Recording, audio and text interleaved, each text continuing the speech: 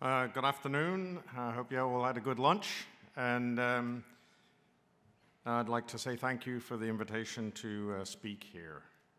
I'm going to be talking about our project in the Northwest Territories of Canada called the Nechalacho Project and how we used renewable energy in that project and the benefits from that. So usually when we're talking about energy conservation and renewable energy and so on in the mining industry, people are focused on the fact that mines themselves consume very large quantities of energy, and especially rock crushing is one of the biggest consumers of energy in the world, actually. And so the focus is usually on production, not on exploration. And exploration uses very small amounts of energy, and usually the geologists who are running the exploration program are concentrated on trying to get good drill holes and not worrying too much about greenhouse gas and saving energy and so on. But discovery is a very high-risk business. Some people use the number at 1 in 1,000 projects actually become mines. And so in a way, you have to look at risk versus cost. So even though exploration uses very little money compared to mining, it's a high-risk business, and every dollar you spend really is a dollar you spend. And also transportation costs, because exploration is much smaller scale than mining, the transportation costs are relatively higher. Exploration camps aren't usually built with energy conservation in mind.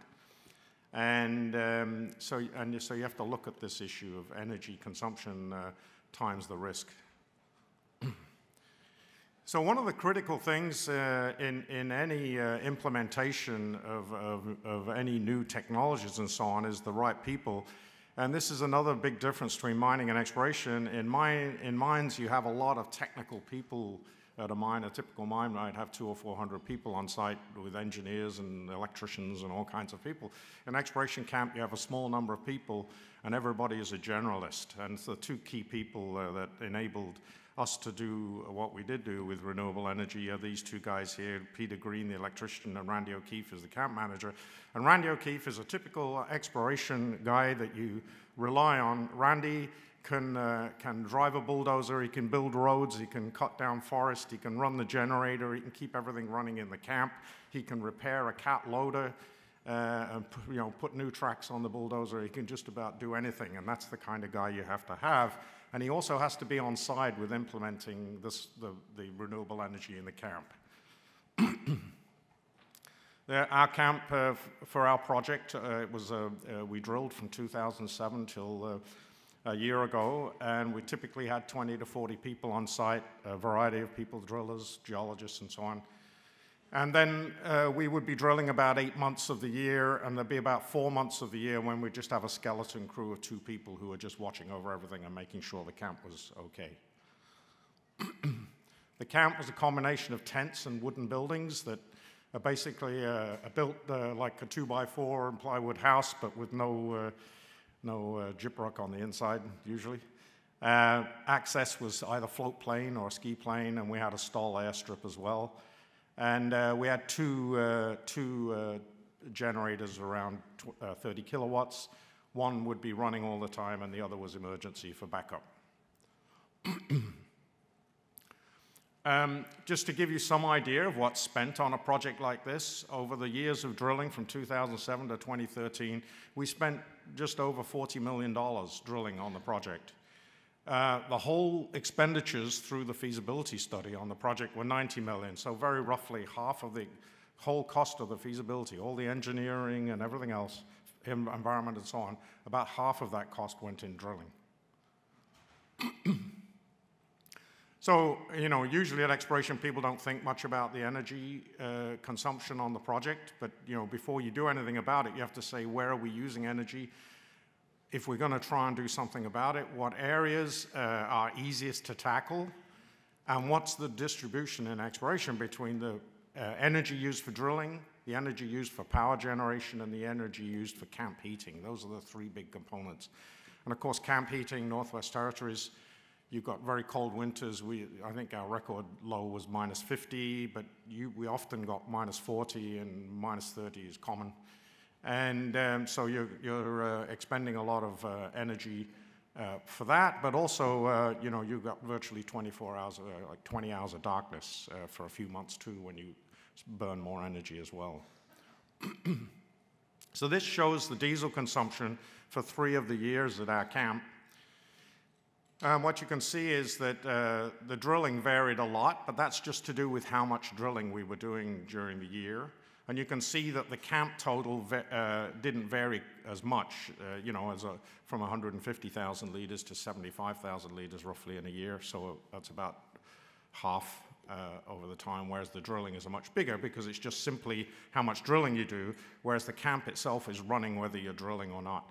And you can also see the split between generators and camp heaters. You can see that the camp heaters actually consume the largest amount of diesel.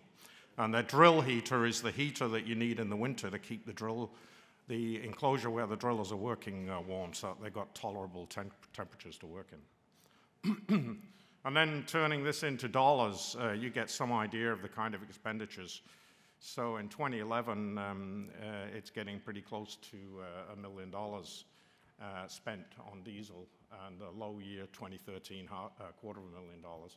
And you can see roughly about half of the money, well, 45% in the camp and 55% at the drill itself.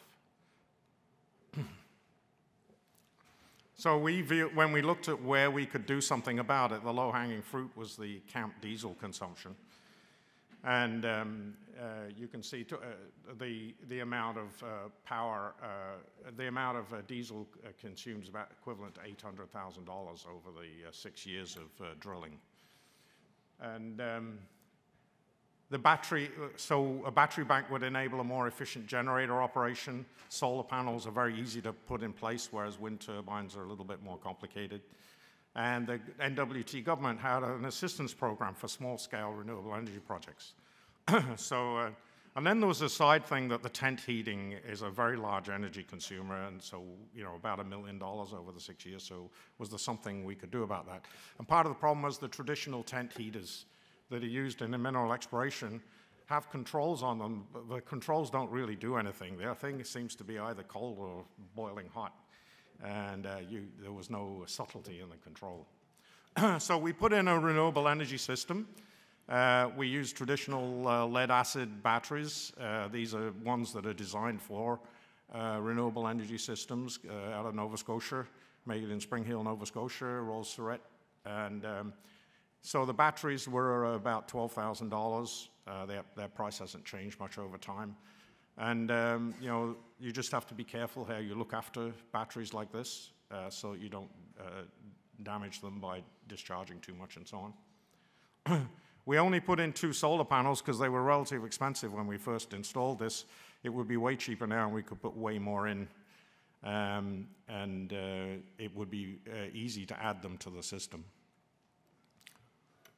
And the heart of the thing is the inverter system, of course. And we paid about $16,000 for this, but I've seen them on the internet for $5,000. I don't know what's missing when you buy it on the internet because there's lots of extra little pieces you need. And this is a very difficult thing to implement in a small camp because it's pretty complex to control. And we had, when we did have boards go, and they were expensive to replace if the guys did the wrong things. And the big issue with this is trying to get an inverter system that's big enough to handle the power that you're consuming in your camp. So they have power limits. You need a balanced system. When the guys put our camp system together, we didn't have this renewable energy system. And the generator didn't, it was a 3-phase generator, but it didn't care how you wired things up. So you could have lots of things on one of the 3 phases and not worry about the other 2. The inverter system needs everything balanced really well, and that was a major issue. And that's something that if you are building a new camp and you're going to put a system like this in, you need to make sure that it's well balanced. And you need to understand your power consumption in your camp. And we measured the power consumption over long periods of time, and you can see the effects of really the big drivers on power consumption in the camp were the meals. And you can see how early the cook gets up in the morning. by this about 5 o'clock in the morning to start preparing breakfast. And whereas in the night, the power consumption's relatively low. And so one of the ideas was to try and switch off the generator all night. It would be much nicer for people, there's less noise, and that's how we could save power. And the whole point with the batteries is that they enable you to run the generator flat out until the batteries are charged, and then you can turn the generator off, as opposed to running the generator at low output, which is very inefficient in terms of consuming of fuel. So you're actually saving fuel by running the generator for less hours, but at higher output. That's the whole cost of the system. It's about $45,000 by the time it was installed in the camp. And the calculated energy cost on it for the initial installation was about 70 cents a kilowatt hour, which sounds high compared to grid power and so on. But what you have to remember is that diesel I work out to be at least 80 cents a kilowatt hour. And actually, after I put this together, I realized there's other costs on the diesel that I'd forgotten about that actually is significant as well. For example, all the diesel is delivered in steel drums. If the steel drums are damaged at all, they won't give you the deposit back on it, and the deposit on the steel drums was equivalent to 30 cents a liter. So actually, that should be $2.80, not $2.50 a liter, because almost none of the steel drums do we get the deposit back on them. Of course, everybody in this type of meeting knows that the solar panel costs are dropping, so it would be efficient to add more solar panels over time. So let's go to the tent heating, and that was actually the biggest consumer of diesel in the camp, was the tent heaters, and we had these heaters that look like this that are a traditional heater to have in an exploration camp, and they burn about $120 worth of diesel a day, which is a pretty amazing amount, and that's in one tent, and with 20 to 40 people, we might have 20 tents. So you're starting to talk of quite a few $1,000s per day in the winter that you're consuming in those. There are more efficient heaters. These are Japanese Toyotomi, and they only consume about $40-odd a day, so they save huge amounts of money per day for every heater. The problem is you cannot have the power go down because they're digitally controlled. And so we actually realized that because we had the battery bank backed up the generators as well. If the generator went down, we could run the camp off the battery bank temporarily, which meant we were never without power. And I was in the camp once, and it was like minus 40 outside, and the generator went down at 11 o'clock at night. And you've got to get power going very quickly because you've got big problems if you lose all power in the camp. For example, all the water pipes are heat traced. So if you lose power and you don't keep it going, all your water pipes everywhere freeze solid in no time at all. And the other thing this did is enable us to install Toyotomi diesel heaters all through the camp, which saved huge amounts of money. And the payback on these heaters was about 2 weeks. So the advantages from the energy conservation point of view is the battery bank acts as an emergency backup, which, as I said, happened while I was there as a very good example. Enabled us to use those high-efficiency heaters. The generator can be run at high power output, but then switched off completely, as opposed to having it idling at low output at times and very inefficiently. It's quiet in the camp when the generator's off. This is a small camp clustered around the generator, so the generator's a noise going all night if it's running all night. It also starts to make energy conservation part of the corporate culture. People start to think about it and be excited about the idea.